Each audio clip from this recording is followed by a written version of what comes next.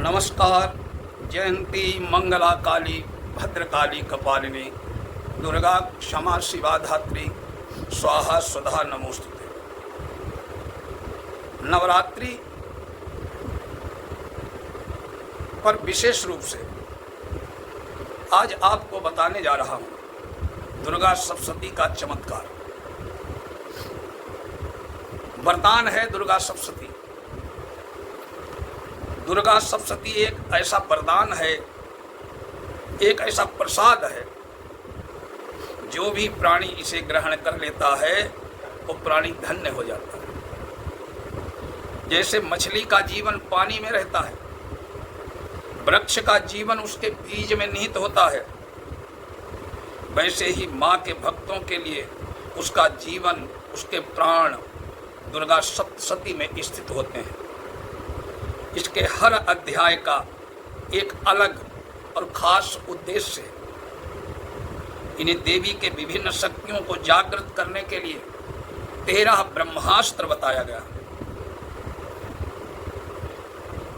दुर्गा सप्तशती के उन पाठों का आज आपको महत्व बताने जा रहा हूं। मार्कंडेय पुराण में वर्णित देवी महात्म्य में मां दुर्गा के विभिन्न स्वरूपों का वर्णन आता है। इसे ब्रह्मा जी ने मनुष्यों की रक्षा के लिए बेहद गुप्त और परम उपयोगी बताया है। स्वयं ब्रह्मा जी ने ऐसा कहा है कि जो मनुष्य श्री दुर्गा सप्तशती का पाठ करेगा वो परम सुख भोगेगा। दुर्गा सप्तशती को सतचंडी, नवचंडी या चंडी पाठ भी कहा जाता है। यह एक जागृत तंत्र विज्ञान है। दुर्गा सप्तशती के श्लोकों के पाठ का निश्चित और तीव्रगामी फल होता है। इसमें ब्रह्मांड की शक्तियों का ज्ञान है। यदि मनुष्य सही तरीके से और सही विधि से इसका पाठ करे, मनुष्यों के जीवन के दुखों का अंत निश्चित है। दुर्गा सप्तशती के 13 अध्याय हैं। 13 अध्याय के पाठ का अलग अलग फल मैं आज आपको बताने जा रहा हूं।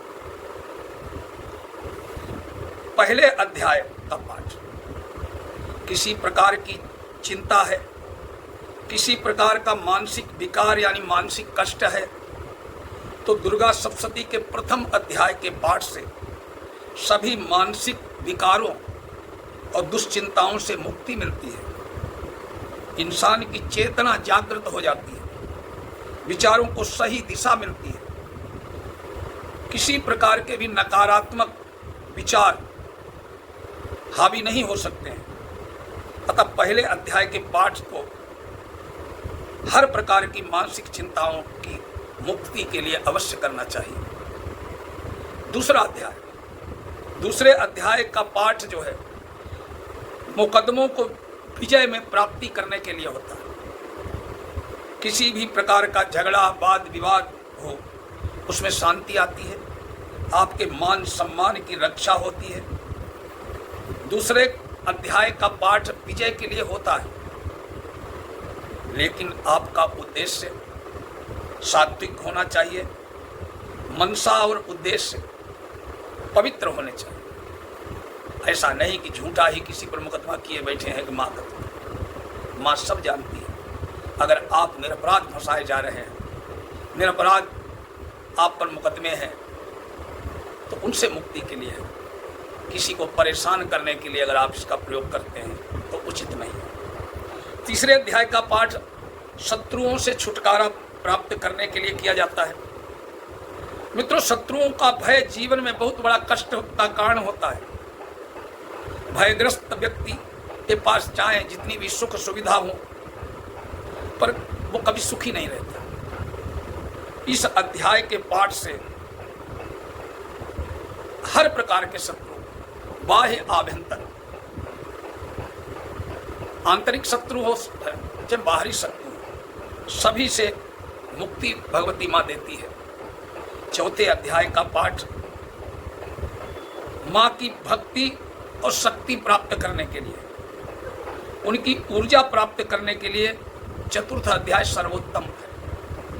5वां अध्याय के प्रभाव से हर प्रकार के भय का नाश होता है, चाहे भूत प्रेत बाधा का हो, दुस्वप्न का हो, शत्रुओं का हो, किसी तरीके का भय अगर है आपके जीवन में, उस भय से मुक्ति 5वां अध्याय दिलाता है। 6ठे अध्याय का पाठ किसी भी प्रकार की तंत्र बाधा से मुक्ति के लिए किया जाता है। अगर आपको ऐसा एहसास हो रहा है कि आप पर किसी ने तांत्रिक प्रयोग कर दिया है जिससे आप परेशान हैं, आपका परिवार परेशान है, तो उसके लिए 6ठे अध्याय का पाठ करें दुर्गा सप्तमी।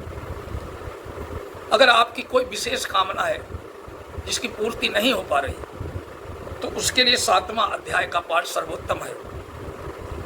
8वां अध्याय, अगर आपका कोई बिछुड़ गया है, बोलचाल बंद हो गई है या गुम हो गया है, गुमशुदा हो गया है, या किसी का वशीकरण करना चाहते हैं,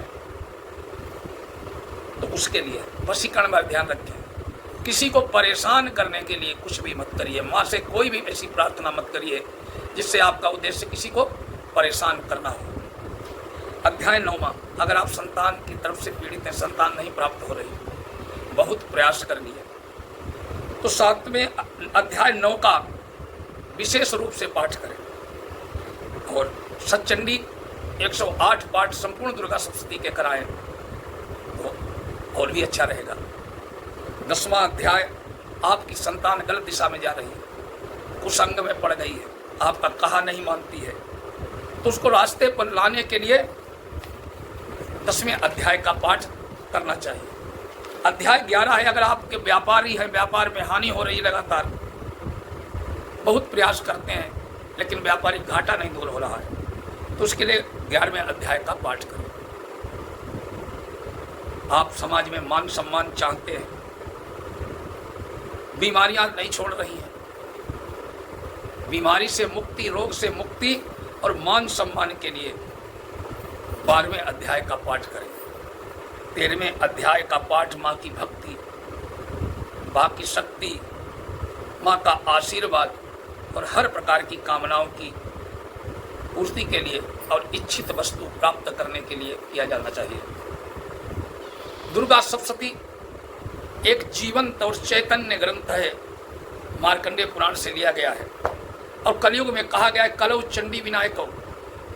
कलयुग में चंडी माँ दुर्गा और गणपति विनायक ये प्रत्यक्ष देवता है।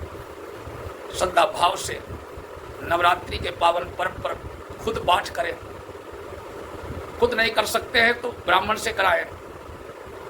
दुर्गा सप्तमी का ऐसा प्रताप है, ये अमूल्य धरोहर है, प्रसाद है, माँ का आशीर्वाद है।